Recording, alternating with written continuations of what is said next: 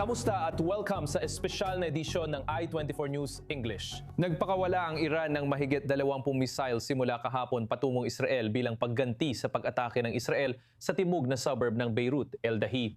Tinarget ng Israel kagabi ang mga planta ng petrochemical at iba pang infrastruktura sa Iran bilang tugon. Inanunsyo ng militar ng Iran na tatapusin na nila ang pag-atake sa Israel. Ngunit nagbabala silang tutugon kung ipagpapatuloy ng Israel ang pag-atake sa Lebanon kahit sa timog. Narito ang pahayag ng tagapagsalita ng IDF kanina. Isa ito sa mga kampanya sa digmaan laban sa rehimen ng terorismo ng Iran. Gumagawa kami para palalain ang pinsala sa rehimen at pahinain ito. Muling pinili ng rehimen ng Iran ang terorismo. Sinusubukan nitong lumikha ng isang realidad ng mga ekwasyon. Inyugnay nila ang pag-atake sa Israel sa ginawa naming pag-atake sa Dahiye kahapon. Ipinagtatanggol daw ng rehimen ang kanilang proxy, ang teroristang Hezbollah sa Lebanon. Determinado ang IDF na alisin ang anumang banta sa seguridad ng Israel saan man at kailanman. Ngayon, pumunta tayo kay Senior US Correspondent Mike Wagenheim sa White House. Mike, pag-usapan natin ang tawag kina Trump at Benjamin Netanyahu. Kakaano lang itong inihayag? Ano ang nalalaman natin sa tawag mula Amerika? Kaunti pa lang ang alam maliban sa layunin na magkaintindihan dito para matiyak na anuman ang iniisip ng Amerikanong presidente, gagawin ni punong ministro Netanyahu ang lahat para maisa katuparan ito. Mahalaga ito bilang paalala, gaya ng ilang taon ko na itong ipinapaalala sa mga tao. Madalas, ang sinasabi ng presidente sa publiko ay mas dramatiko at mayabang na paraan ng pagpapahayag ng sinasabi niya sa pribado. Narinig natin kahapon si Pangulong Trump na nagsalita sa media tungkol sa plano niyang tawagan si punong ministro Netanyahu para sabihing huwag atakihin ang Iran at iginiit na siya ang may kapangyarihan sa desisyon. Ilang oras matapos, nagsagawa ang Israel ng kontra-atake laban sa Iran na hindi na dapat ikagulat ng mga sumusubaybay sa sitwasyon. Una, bagamat si punong ministro Netanyahu ay walang huling desisyon sa mga usaping Amerikano, ang kanyang opinyon ay tiyak na isinasaalang-alang. Minsan, maaring bigyan niya si Pangulong Trump ng ibang pananaw kaysa sa maaring nakukuha niya mula sa kanyang mga tagapayo rito sa Washington. Pangalawa, anuman ang mangyari, hindi ko ito sapat na maidiin dahil ilang taon na natin itong nakikitang nangyayari mula nang muling maupo si Pangulong Trump. Sa kabila ng mga hindi pagkakaunawaan ina Pangulong Trump at punong ministro Netanyahu at madalas ay umaabot pa ito sa mainit na pagtatalo, nananatili pa rin silang malapit na magkapartner. Patuloy silang nagkokoordinasyon sa iba't ibang gawain at nakikikita natin muli sa kabila ng mga pahayag ng Pangulo kahapon na ipinapakita pa rin ito sa mga aksyon ng Israel laban sa Iran. Sa tingin ko, ang dapat gawin ni punong ministro Netanyahu at Pangulong Trump ay mag-coordinate tungkol sa issue ng Lebanon. Ngayon, ang banta ng Iran ay hindi lang sa Beirut, kundi pati sa katimugang Lebanon. Alamin kung paano makakaroon ng koordinasyon sa usapin ng Lebanon dahil sa bagong sitwasyon kaugnay ng Tehran. Tatalakayin din natin yan. Kahapon, sinabi ni Pangulong Trump na malapit na ang kasunduan nang tanungin siya tungkol sa putukan sa pagitan ng Israel at Lebanon, ng Israel at Iran. Pasensya na.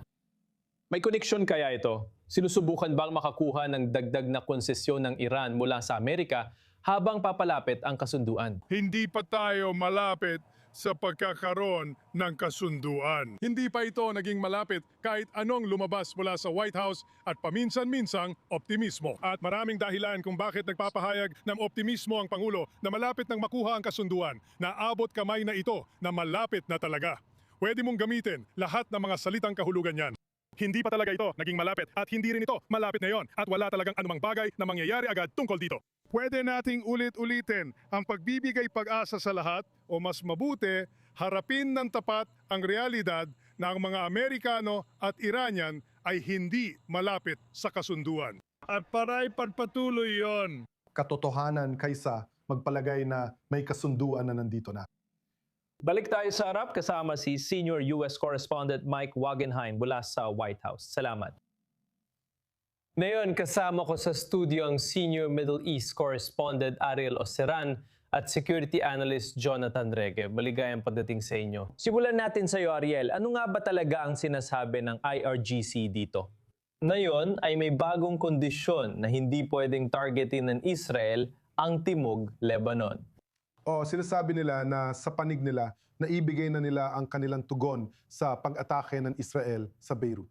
At sa panig nila, tapos na ang kanilang operasyong militar. Gayunpaman, kapag nagpatuloy ang Israel sa pag-atake, lalo na sa Timog Lebanon, hindi Iran, kundi Lebanon ang tinutukoy nilang target. Sinabi nila na kung ipagpapatuloy ng Israel ang kanilang mga pag-atake, kaya dapat itigil ng Israel ang pagpapaputok saan man, ayon sa mga Iranian, kabilang na sa Timog Lebanon. Kung magsasagawa pa rin ng pag-atake ang Israel doon, magiging mas matindi ang kanilang magiging tugon. Ngayon, masasabi natin na may mga ulat sa Lebanon tungkol sa mga pag-atake ng Israel sa lungsod ng Tyre sa Timog Lebanon. Kaya ngayon, sinusubok ng Israel ang bagong balangkas na sinusubok itatag ng Iran para limitahan ang kalayaan ng pagkilos ng Israel. Hindi lang sa Iran, kundi pati na rin sa buong Lebanon. Hindi lang sa Beirut, kundi pati na rin sa Timog Lebanon. Kaya ang nakikita natin dito ay ang Iran, sa pananaw nila, tapos na ang round na ito at sinusubukan nilang ipakita na sila ang nagdidikta ng takbo ng mga pangyayari. Ngunit pinapakita ng mga aksyon ng Israel sa pag-atake sa Timog Lebanon na hindi yon totoo. Oh, Jonathan, pwede bang tanggapin ng Israel ang ganitong sitwasyon? Hindi ito matatanggap dahil una sa lahat, hindi nito matatanggap na ang Iran ang siyang nagpapasya. Sa totoo lang, bago pa man ito mangyari, mahirap na talaga ang sitwasyon. Kahit noong una pa, hindi na matanggap ng Israel ang kondisyon. At nakita natin na sinabi ng Israel, subukan natin ito. Pag-atake sa Dahiya, kahit alam nilang maaring magdulot ito ng pag-atake mula sa Iran, sinasabi ng Israel na hindi nila matatanggap ito. Para sa Israel, ang lahat ng ito ay nagbabalik ng sitwasyon ng maraming hakbang paatras. Tingnan natin kung ano ang nangyari sa nakaraang 2 taon o higit pa. Nagpatupad ang Israel ng iba't ibang pag-atake sa buong Lebanon, sa Dahiya na lugar, pinatay si Nasrallah, ang buong operasyon ng BPO, lahat ng nangyayari sa buong Lebanon sa Beirut at nanahimik lang ang Iran. Walang pagkakaisa ng mga front noon, pero ngayon, meron na. At ito ay isang bagay, isang tagumpay ng Iran dahil sa ngayon, kahit papaano, magkaugnay na ang front ng Beirut at ang front ng Iran. At pati na rin ang front ng Yemen para sa bagay na yan. Ang unang sirena na tumunog dito sa Tel Aviv, sa lugar ng Tel Aviv ngayong umaga ay dahil sa isang misil mula sa Iran. Kaya naman nagawa ng Iran na pag-isahin ang mga front na ito. At kung sakaling ang Dahiye na kapitbahayan sa Beirut ay maituturing na espesyal pagdating sa mga pag-atake, hindi kayang tanggapin ng Israel ang isang bagong formula na nagsasabing hindi ito maaring umatake sa timog ng Lebanon.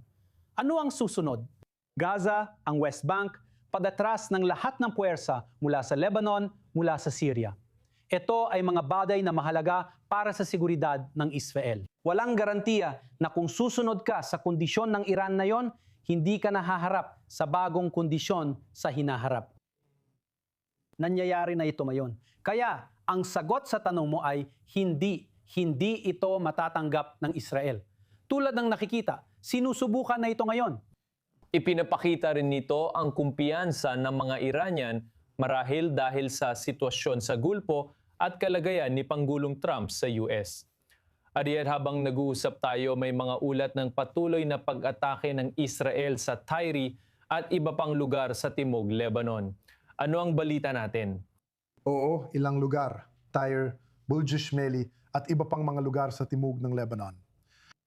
Kasunod ito ng ultimatum ng Iran na kung magsasagawa ng pag-atake ang Israel saan man, kabilang na sa timog ng Lebanon, ay maghahatid ang Iran ng mas matinding dagok. Kaya na yon, sinusubukan talaga ng Israel kung tutuparin ng Iran ang mga banta nito. Sinusubukan ipakita ang kanilang paninindigan, ang kanilang posisyon na sa tingin ko ay ikinagulat ng marami na sumusubaybay sa sitwasyong ito. Malinaw naman, gaya ng nabanggit mo, ito ay isang rehimeng lalong tumapang. May nagsasabing lasing sila sa kapangyarihan. Pakiramdam nila'y sila ang nakalamang at estratehikong nagwagi matapos ang mga pangyayaring ito. Bakit kaya nila ngayon pinag-uugnay ang dalawang front na ito at posibleng pati ang iba pang mga panig sa hinaharap? Pero noon, nang patayin ng Israel si Nasrallah, hindi man lang sila nag-abala na tumugon o kahit papaano ay hindi agad-agad. Noon, meron silang estratehikong pasensya sa katauhan ni kataas-taasang pinuno Ali Khamenei. Sa ngayon, nakikita natin ang isang bagong pamahalaan na makitid ang pag-iisip at madaling magpasimula ng gulo. Masasabi mong trigger-happy pa nga na kung dati kapag inatake mo ang Iran, maghihintay sila ng tamang panahon bago tumugon. Ngayon, nakikita natin ang Iran. Wala na ang estratehikong pasensya. May isa pang dahilan pa. Ang nakikita natin sa ating harapan ay ang tuluyang pagbagsak ng estratehiya ng Iran sa paggamit ng mga proxy. Ang singsing ng apoy na nais itatag ng Iran sa paligid ng Israel gamit ang mga Arabing proxy na umaatake sa Israel upang manatiling hindi kasali ang Iran sa labanan. Kabaligtaran ang nangyayari ngayon. Imbes na proxy ang lumalaban para sa Iran, Iran na ang lumalaban para sa mga proxy nito. Alam nito na kung hindi nito susuportahan ng Hezbollah at pababayaan nito sa kapalaran nito, magiging katulad ng nangyari sa Hamas ang mangyayari rito. Na hindi na talaga factor sa proxy na pananaw na ito. Kaya naman ng Iran, habang sinusubukan nitong ipakita ang lakas at sa sarili nito, pakiramdam nito ay kumikilos ito mula sa posisyon ng lakas. Sa katunayan, sinusubukan nitong iligtas ang kakayahan ng mga proxy nito at sa halip na ang mga proxy ang nagtatanggol sa Iran, na yon ay ang Iran na ang nagtatanggol sa mga proxy nito. Mga Gino, manatili kayo. Pupunta kami ngayon sa hilaga ng Israel. Sa ating correspondent na si Joe Brown na nasa Haifa. Joe, magsimula tayong pag-usapan ang mga kamakailang pang-atake ng Iran kagabi at pati na rin ngayong umaga. Ano ang naging pinsala kung meron man na nagawa ng mga missile na yon? Maliit lang ang pinsala at nagpatuloy ang pag-atake ng magkabilang panig kung saan sila tumigil. At ang ibig kong sabihin doon, mahigit isang buwang labanan na kung saan halos naubos na ang mga supply ng magkabilang panig. Sinabi ng IDF na nagsagawa sila ng limitadong mga pag-atake sa Iran at bilang ganti, nagsagawa lang din ang Iran ng iilang pag-atake laban sa Israel sa buong bansa. Sa kabuuan, may humigit kumulang 24 na mga misil lang ang nakalusot sa himpapawid ng Israel mula sa Iran. Lahat ng mga yon ay na-intercept o bumagsak sa isang bukas na lugar. Ang tanging mga pinsalang nakita natin sa ngayon ay mula sa mga interceptor. Mula sa mga piraso ng misil na na-intercept at nagkalat sa ilang mga lugar, kabilang na sa West Bank. Sa Jericho, may bahagi ng misil na nakabaon sa lupa. Pero pagdating sa mga nasaktan o namatay, wala pa namang naiulat. Ito ay kahit na ang mga ospital sa hilagang Israel ay naka-war mode na, yan ang ibig ko sabihin. Ginagamit na nila ang underground bunker ng Rambam Hospital sa Haifa, ang pinakamalaking pinatibay na ospital sa mundo. Ang buong ilalim ng lupa ay na-convert magdamag sa loob ng 12 oras mula sa isang paradahan ng sasakyan patungo sa isang ganap na gumaganang ospital. Mukhang sa ngayon ay hindi pa ito masyadong nagagamit dahil sa mga misil mula sa Iran. Kung tutuparin nila ang banta nilang atakihin ang Israel at kung aatakehin ng Israel ang Lebanon, maaring mangyari iyon sa hinaharap. Pero based sa nakita natin hanggang ngayon, kakaunting mga pag-atake lang sa hilagang bahagi ng Israel at hindi naman ganun malaki ang pinsala. At habang nagsasalita ka, may naririnig ng mga sirena ngayon sa hilagang bahagi. Partikular, pinag-uusapan natin ang linya ng labanan sa pagitan ng Israel at Lebanon. Dapat ay magkakaroon tayo ng karagdagang impormasyon tungkol dyan sa loob ng ilang sandali. Ngunit nangyayari rin yan sa konteksto na wala pang nakikitang pag-atake ng rocket o drone mula sa Hezbollah mula nang magsimula ang tensyon sa pagitan ng Israel at Lebanon.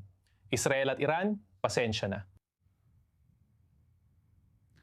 Kung magkakaroon pa ng mas maraming missile na manggagaling sa Hezbollah, kapag may pag-atake ng missile lang sa kahabaan ng linya ng labanan, malamang nagaling ito sa Hezbollah. Mas malaking banta ito sa hilagang Israel dahil ilang segundo lang ang meron silang oras para tumugon sa missile ng Hezbollah. Lalo na kung first-person view na drone ang gamit nila, mahirap itong harangin kaya konti lang ang oras ng tao para makapunta sa silungan.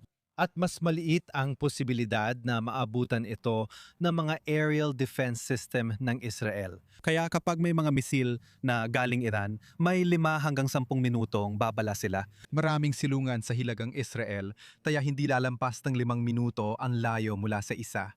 Karamihan ng tao ay agad nakakapasok sa silungan sa oras. Kung magpapatuloy ang pagpapaputok mula sa Hezbollah, mukhang yun talaga ang pangunahing banta dito. Gayuntaman, gaya ng sinabi ko, may tumataas na domino effect. Bawat panig ay gustong ipakita sa kabila na sila ang may mas malalakas na sandata, na sila ang may hawak ng lahat ng balaha, na kaya nilang magdulot ng mas malaking pinsala sa kalaban. Kaya tulad ng nakita natin na yon, may mga pag-atake ang Israel sa Tyre sa katimugang Lebanon at magdudulot ito ng pag-atake ng Lebanon pabalik. Pag-atake ng Hezbollah sa hilagang Israel na maaring gantihan ng Israel sa Beirut. At pagkatapos, maaring madamay ang Iran sa sitwasyon at maari silang magpaputok pa patungong hilagang Israel at gitnang Israel.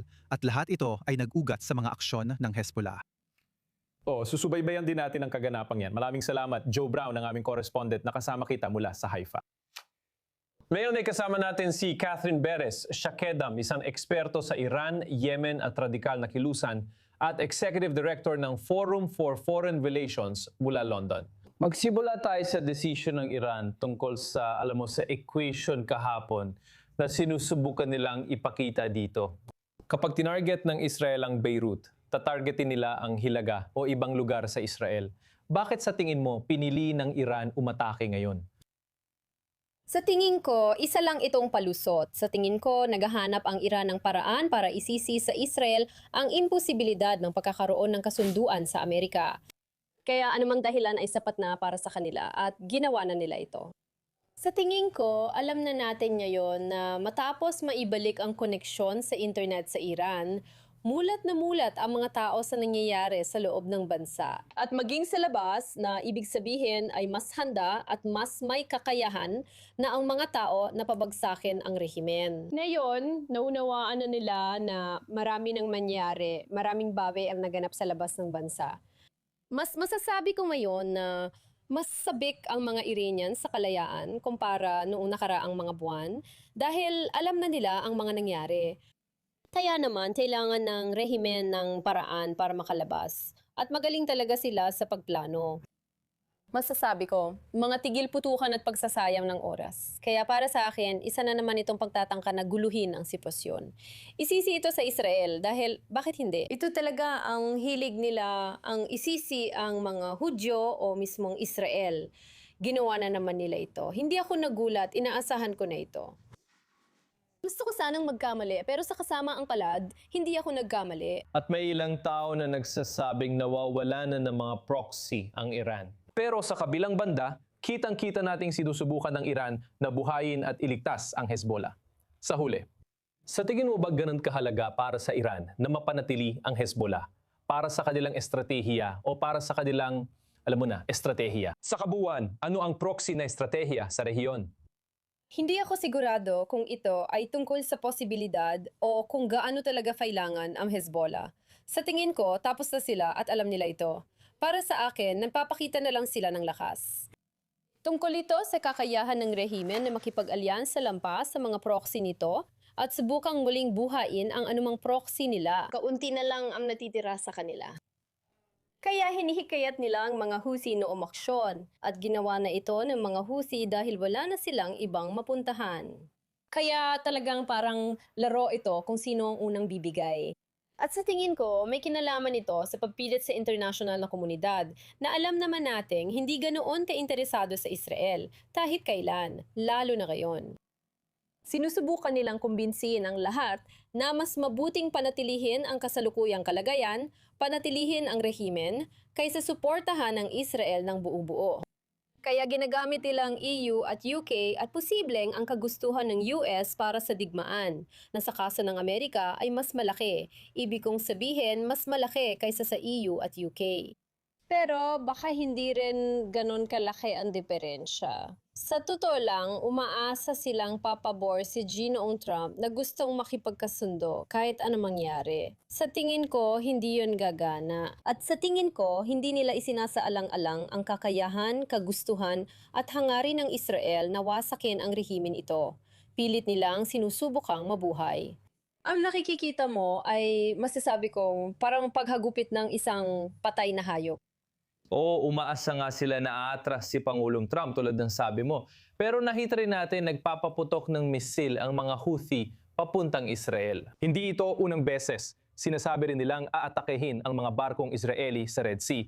Alam natin kapag sinasabi nilang mga barkong Israeli sa Red Sea, ang ibig nilang sabihin talaga ay isasara nila ang Bab el-Mandeb Strait. Bakit sila nakikialam ngayon? Ibig ko sabihin, simula pa lang ng bigmaan, nakita natin silang mas ika nga, rasyonal at ayaw makialam. At ngayon, pagkatapos ng palitan ng putok sa pagitan ng Israel at Iran at ng pag-atake ng Israel sa Beirut, bigla silang umatake sa Israel at nagbanta na isasara ang strait.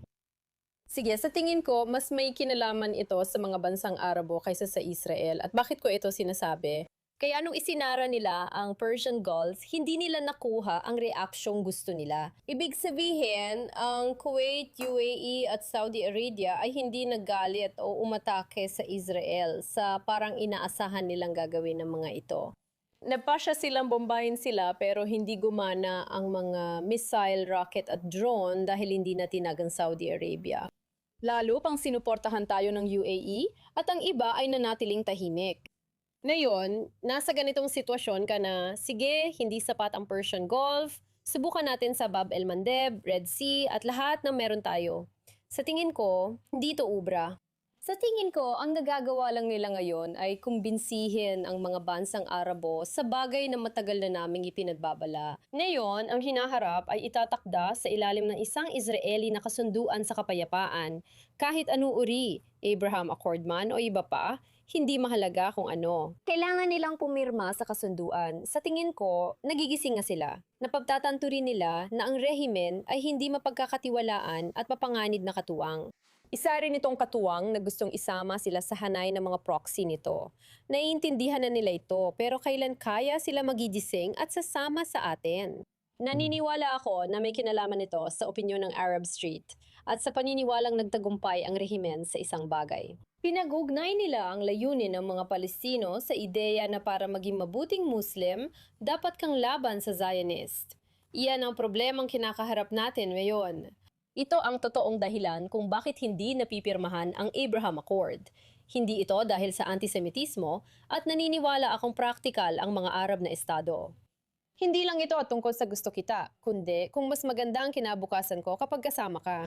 Kaya ang sagot ngayon ay kailangan nilang magising at maintindihan na hindi ang pagiging mabuting Muslim ay walang kinalaman sa rehimen, walang kinalaman sa pagiging pro-Palestinian. Gusto ko maalala ng Kuwait na noong unang Gulf War, masayang sumali ang mga Palestinian. Sige, si Catherine Perez Shakdam, eksperto sa Iran, Yemen at radikal na kilusan, Executive Director ng Forum for Foreign Relations ay kasama natin mula London. Salamat sa pagsama sa amin. Bago tayo magtapos, Jonathan, ilang sandali lang ang nakalipas. Sinabi ng opisyal ng Israel na dahil sa hiling ni Trump, ititigil ng Israel ang pag-atake sa Iran. Magpapatuloy pa rin ang mga pag-atake sa Lebanon, kabilang ang Dahiye. At susubukin na yon ang Israel. Alam natin na may mga sirena sa mga komunidad sa Hilaga. Alam din natin na may mga interception sa mga komunidad sa Hilaga. Pero madalas, sinasabi ng tagapagsalita ng IDF na ang mga sirenang iyon ay na-activate dahil sa mga rocket o UAV na pinaputok sa mga puwersang Israeli na nag-ooperate sa Lebanon. Pero dahil minsan ay nag-operate sila malapit mismo sa hangganan, na-activate din ang mga sirena sa mga komunidad sa hangganan. Sa tingin ko, Israel, sa pamamagitan ng kanilang mga aksyon, hindi na natin kailangang hintayin pa ang pahayag, ay malinaw na ipinakita na magpapatuloy ang operasyon sa Timog Lebanon. Makalipas lang ng ilang minuto matapos magpahayag ang Iran na magpapaputok ang buong Lebanon sa Israel, agad dumanti ng putok ang Israel sa Timog Lebanon. Kaya malinaw na ipinakita ng Israel na hindi nila ito palalampasin. Sa dahiye naman, kailangan pa nating maghintay at tingnan. Sa ngayon, wala pa tayong indikasyon ng putukan sa mga komunidad ng Israel. Maaaring nangyari o hindi. Kailangan nating maghintay sa napakasensitibong pahayag na manggagaling sa tagapagsalita ng IDF. Sa palagay ko, sa nakaraang 24 na oras, parehong panig ang sinusubukan ng isa't isa. Sa ngayon, tinutupad ng magkabilang panig ang kanilang sinabi. Ito ang tanong, paano tutugon ng Israel sa sirenang narinig natin? At paano rin tutugon ang Iran? Ariel, 1 minuto. Oo. Sige. Mabilis lang, si Jonathan ay parang manghuhula dahil ang mga sirena nito ay dulot ng pagpapakawalan ng mga rocket. 3 rocket laban sa mga puwersa ng Israel na kumikilos sa Timog Lebanon. 2 sa rocket ang nasabat at ang isa ay tumama malapit sa puwersa. Walang nasugatan na naiulat. Ngayon, tandaan na dati may mga rocket na tumarget sa Kiryat Shmona na sinagot ng Israel sa pag-atake sa timog suburb ng Beirut. Sa tingin ko, sinusubukan ng Hezbollah magbigay ng senyales at taasan ng threshold, pero hindi pa lumalagpas para mag-udyok ng tugon ng Israel sa Beirut. Oo, habang nagpapatuloy ang mga pag-atake sa ilang baryo at bayan sa Timog Lebanon. Tiyak na pag-uusapan natin ito mamaya. Salamat sa pagsama. Magbabalik kami makalipas ang ilang minuto para sa espesyal na edisyon.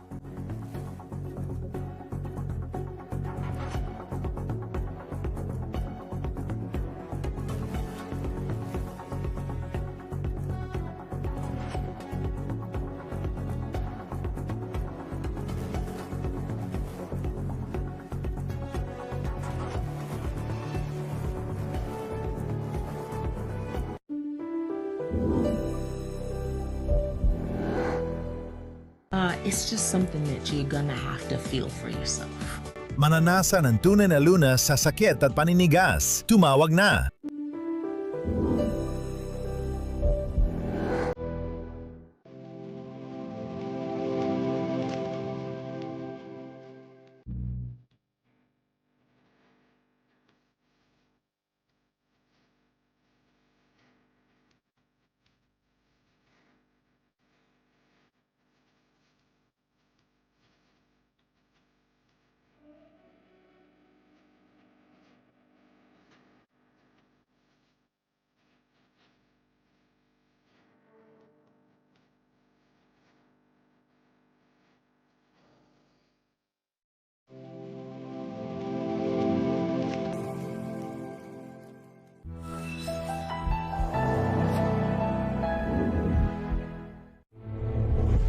Tuwing Martes sa I24 News English.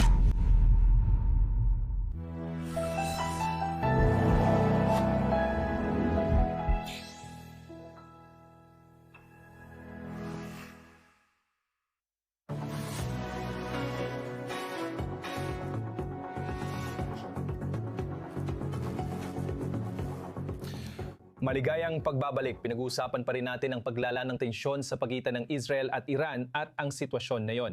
Sinabi ng Iran na tatapusin nila ang operasyon nila habang nagpapahiwatig ang Israel na susunod sila sa hiling ni Trump na itigil ang operasyon laban sa Iran. Pero ang tanong, ano ang mangyayari sa laban sa Lebanon?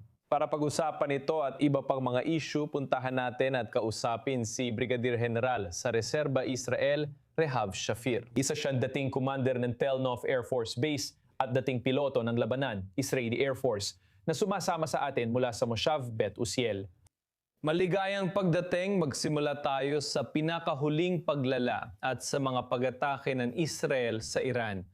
May iba pa bang target ang Israel sa Iran na posibleng magdulot ng mas malaking presyon sa rehimen o kapareho lang ito ng dati? Hindi nito mapipigilan ang Iran sa pag-atake sa Israel.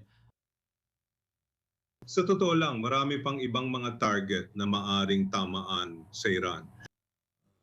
Basta't sumasang-ayon ang Israel sa Estados Unidos tungkol sa uri ng mga target, ibig sabihin ang mga target tulad ng mga planta ng petrochemical, yung mga konektado sa makinang pandigma ng Iran, at hindi mga energy target gaya ng mga planta ng kuryente at iba pa. Magdudulot iyon ng pagpapadala ng Iran ng mga atake sa katulad ng mga target sa Gulpo. Kaya kung gusto natin patayin ang mga ilaw sa Tehran o Isfahan, kailangan nating isaalang-alang na mangyayari rin yon sa isa sa mga estado sa Gulpo. Kaya nagawa ng Iran na lumika ng isang uri ng balanse sa mga target na maaring piliin ng Israel. At ang Israel, paumanhin, ang US ay nagpapahiwatig ng kanilang hindi kagustuhang makialam sa pagitan ng Israel at Iran. At ang tanong ay gaano kalaya ang Israel pagdating sa kanilang mga operasyonal na pag-atake laban sa Iran?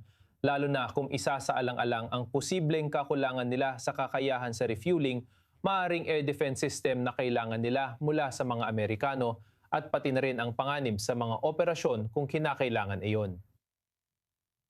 Sa totoo lang, malinaw na sinusubukan ng Estados Unidos na kontrolin ang Israel at malinaw ding kontrolin ang Iran sa uri ng mga atakeng ipinapadala ng bawat panig.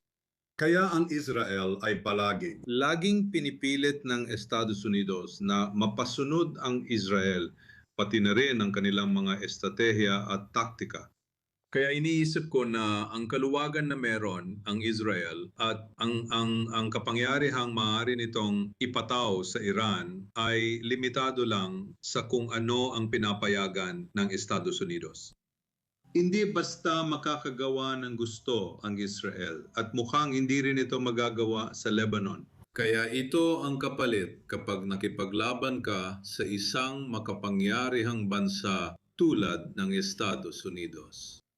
At malamang na makontento ang Estados Unidos sa isang maisa sa katuparang kasunduang nuclear higit sa anupamang iba. Kaya kung gusto nating maging mahigpit ang kasunduang nuclear at magawa ni Trump na ipatupad ito sa Iran, mas mabuti pang sundin natin ang sinasabi niya. Nabanggit mo ang Lebanon at Hezbollah. Ano ang magiging posisyon ng Israel sa mga bagong pangyayaring ito? Sa tingin mo ba, aatakehin ng Israel ang Beirut? Kailangan ba talaga yon? Sa totoo lang, hindi talaga natin mapaghihiwalay ang political na kagustuhan at mga contingency ng militar. Ibig sabihin, malinaw na ang ating pamahalaan ay may sarili nitong mga political na desisyon o pinamamahalaan ang posisyon nito sa politika sa pagdedesisyon ng mga target. Kung ipapatuloy pa rin natin ang pagpunta sa Dapla, malinaw na mas marami pang mga misil ang ipupukol sa atin. Kailangang magpasya ang gobyerno kung sulit ito habang nakikipagnegosasyon ang Estados Unidos tungkol sa kasunduang nuclear na pangunahing dahilan ng simula ng labanan. Kaya natatakot ako na kailangan nating tiisin yon. At hindi pa natin bubombahin ang Beirut sa ngayon.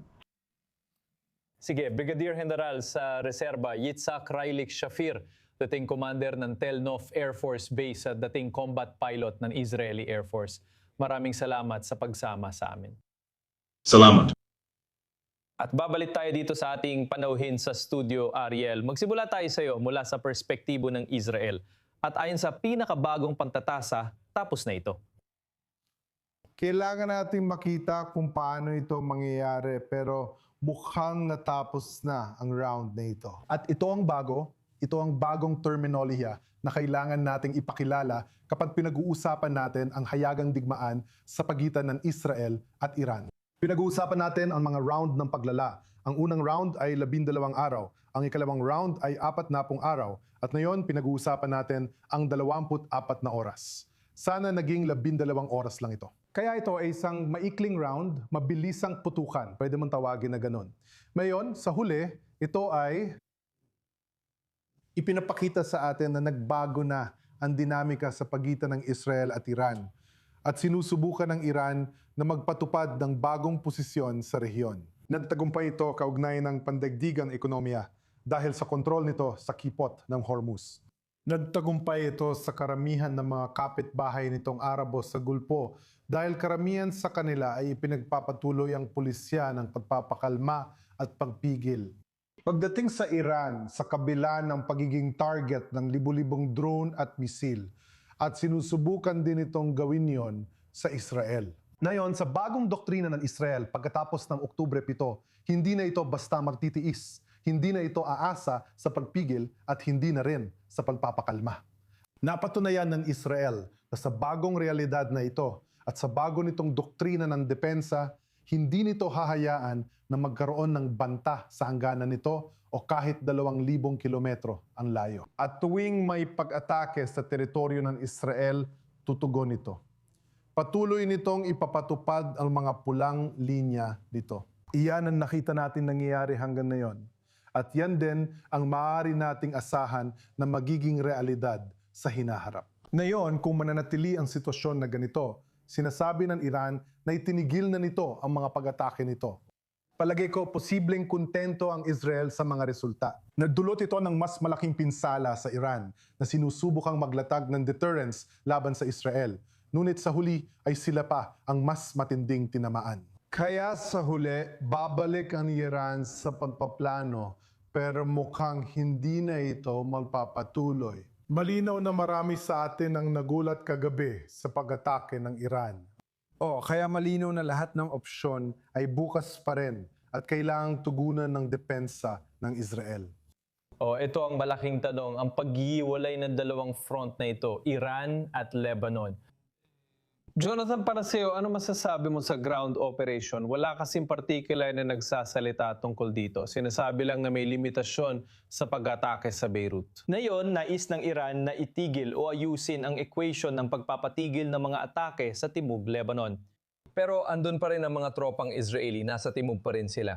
Kaya sa tingin ko, ang rason ng Israel ay kung susuko ka sa Iran ngayon, kung ititigil ng Israel ang mga pag-atake sa timog ng Lebanon dahil sa banta mula sa Iran, ano ang susunod na mangyayari? Baka bukas makita ng Iran na naging matagumpay sila at sabihin, alam mo, yung mga puwersang Israeli sa Lebanon, paalisin nyo sila. Kung hindi nyo sila paalisin, magre-react kami. Kaya sa tingin ko, malinaw na naglalagay ng pulang linya ang Israel tungkol sa option na ito sa timog ng Lebanon. Nakita natin ito sa mga sumunod na pag-atake matapos ang mensahe mula sa Iran. At sa tingin ko, makikita natin na magpapatuloy ang operasyon sa Timog Lebanon mula sa himpapawid at sa lupa gaya ng dati. Beirut, Dahia, ibang usapan na yon. Palagay ko, nais ng Israel na malinaw na ipakita na tuloy ang operasyon sa Timog Lebanon kahit anong mensahe mula sa Tehran nitong mga araw. Mga Ginoo, mananatili kayo sa akin. Pupunta na tayo ngayon kay Ahmad Hussein, isang political consultant mula sa Hussein Associates paumanhin na sumasama sa atin mula sa Manama sa Bahrain. Sinasabi natin na nagbabanta ang Iran na targetin ang mga infrastruktura sa Gulpo. Kahit Israel lang ang umatake, hindi kasama ang US. Paano tumutugon ang mga estado sa Gulpo sa bagong sitwasyon? Sa ngayon, ang harapan ng tigil putukan na nagaganap nitong mga nakaraang buwan ay tila patapos na. Hindi madaling pagsamahin ang mga ito.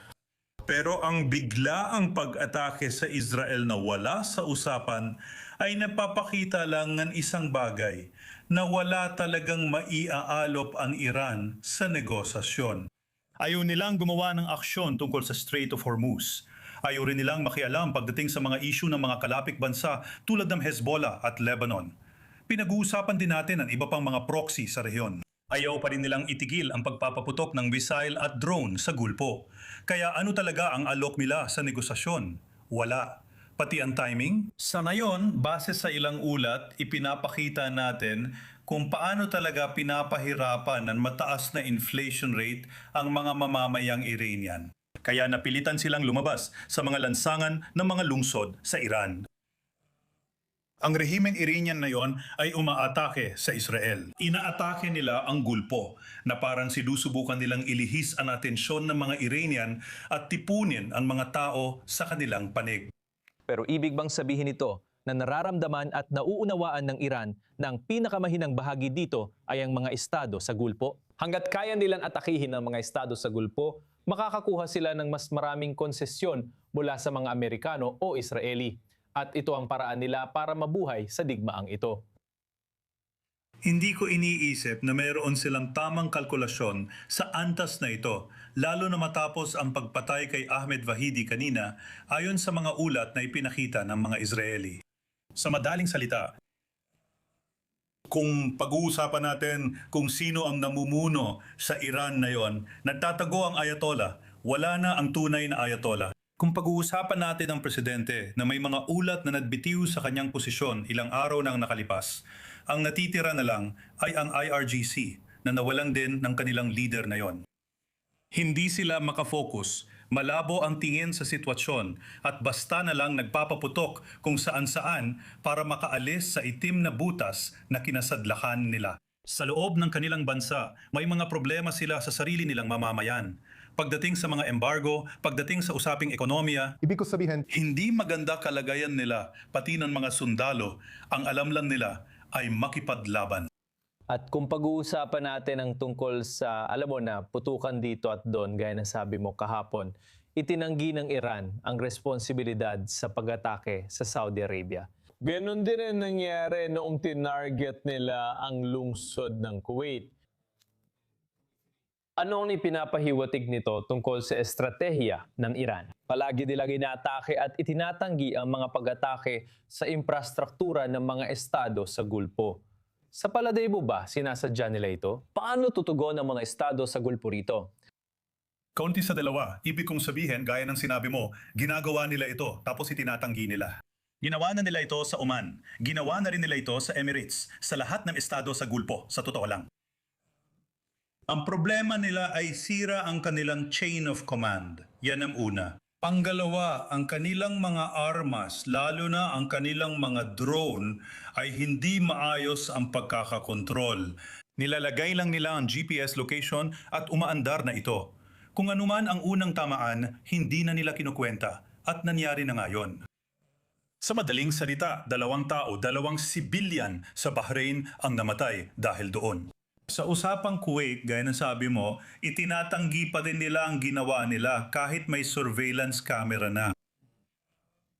Hindi nila ito nakikita ng malinaw. At syempre, gaya ng nabanggit mo, pagdating sa mga estado sa Gulpo, inasahan nilang babagsak o susuko agad ang mga estado sa Gulpo. Lalo na noong unang linggo, gaya ng sinabi ng ilan sa kanilang mga opisyal noon. Sa palagay ko, napasok nila ang mas malaking problema kaysa sa kaya nilang harapin. Sa huli, nagsimula na ang mga Houthis sa pag-atake laban sa Israel at pangbabanta sa mga barko sa Red Sea. Malaking issue ito para sa Saudi Arabia lalo na dahil gamit nila ang East to West pipeline. Bakit nila napiling sumali sa laban na yun lang? At paano magre-react ang mga Saudi dito? Sa totoo lang, lubusan itong mapaparalisa ang kakayahan ng mga Saudi na magbenta ng langis. Sa pagkakaalam, ang mga Houthi ay nanahimik sa buong digmaan maliban sa isang pagkakataon na nagpakawala sila ng isang misil papuntang Israel at pagkatapos ay muling nagtago. Ang tanging dahilan ng pagbabalik nila ngayon na nagpapatibay sa pinag-usapan natin kanina ay dahil nasa napakahirap na kalagayan ang Iran. Pumasok sila para tulungan at sagipin ang Iran. Iyan ang isang banda.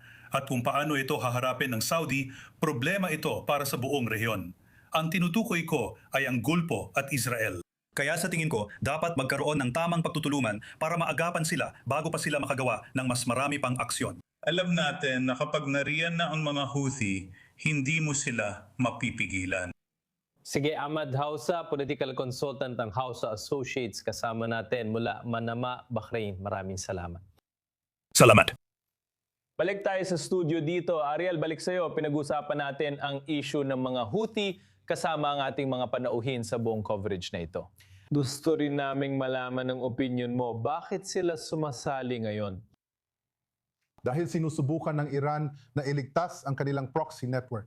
Kaya tinatawag nila ang kanilang mga proxy para magtipon at sumali sa gulo.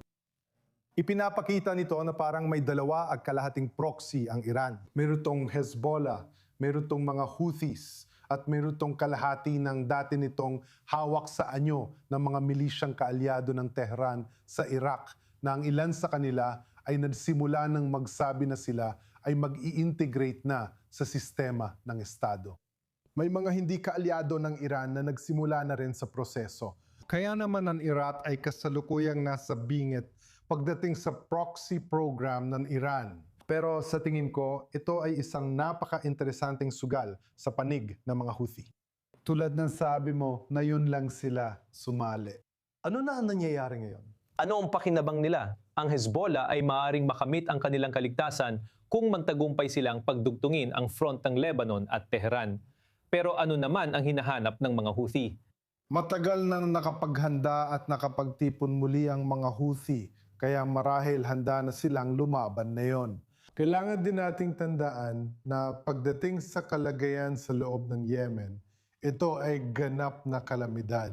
At nakita na natin noon na pinipili ng mga Houthi na makisangkot sa mga panlabas na pakikipagsapalaran para ilihis ang atensyon ng publiko mula sa kanilang mga panloob na krisis. Ito ay isang bagay na hindi inimbento ng mga Houthi.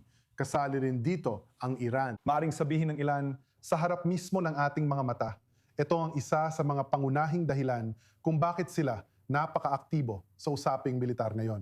Pero para rin sa Iran, gusto nilang ipakita ng banta sa Bab el-Mandeb Strait ay totoo at seryoso. Kaya para magawa yon, kailangan nilang ipaalala sa lahat na ang mga Houthi ay aktibo pa rin. At kaya iyon ang maaring magpaliwanag kung bakit may pagpapalipad ng missile mula Yemen papuntang Israel. Sa tingin ko, kung napag-usapan natin kanina na palaging ipinapatupad ng Israel ang kanilang mga red line, siguro pagdating sa mga Houthi, sila ay hindi ganoon kaponsistent. Hindi lahat ng pagpapalipad ng mga Houthi papuntang Israel ay sinasagot ng mga pag-atake sa Sanaa o sa Hodeida o sa iba pang mga lugar. Kaya hindi ako sigurado kung gugustuhin ng Israel na muling makipagsagupaan sa mga Houthi. Kaya hindi ito, alam mo na, perpektong sitwasyon pagdating sa laging pampapatupad ng Israel ng kanilang mga pulang linya. Pero sa kabuuan, ginagawa nila yon.